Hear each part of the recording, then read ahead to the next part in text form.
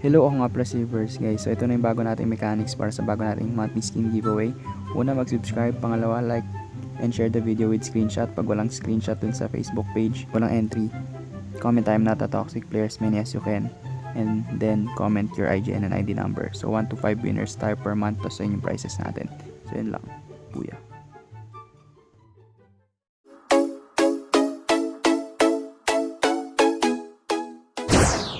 Hello, nga pala si Verse guys. Yan, so panibagong Mobile Legends tutorial tayo. Okay, so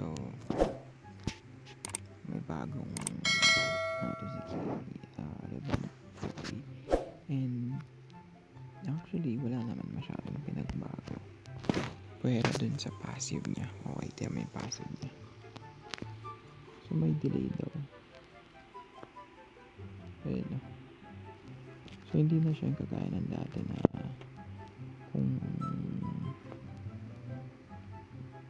kung saan ka tumutok dun agad. Ngayon parang alam yun, meron ng may physics na nangyayari, which is medyo nagpahirap ata sa mga ibang player. Although yung range niya parang humaba. Okay, parang humaba yung range niya ni Kimmy. Pero overall ata parang hindi ata nakatulong yan. Ayan, pero first skill ka rin pa rin. Click yung first skill, may buff, and then nandun pa rin yung delay. Ayan, may delay siya. Sabi 0.1 second daw yan. So then next is yung blink, ganun pa rin. Then we have the ultimate halos ganun pa rin. All the effects mas pinaganda. Okay, so comment down below kung nahirapan ba kayo dito kay Kimmy.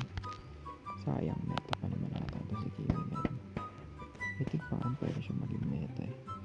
Okay, considering na mabilis siya mag-jungle and yun, mas na-protectan lang. Pero ano masabi niyo mga cardi? Personally, hindi kasi ako Kimmy user, so I think makakapag-adjust ako dito. Pero kung Kimmy user ako, I think yung 0.1 second na delay na yan, malaking magiging epekto niyan. Okay, lalo na kung alam mo yun, sanay kayo na walang delay. Parang lag na nangyari dito eh. Parang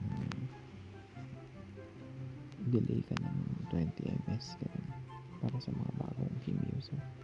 Pero yun, comment down below kung ano thoughts nyo dito. And then, sa muli ko sa Verse, like, comment, and subscribe. Booyah.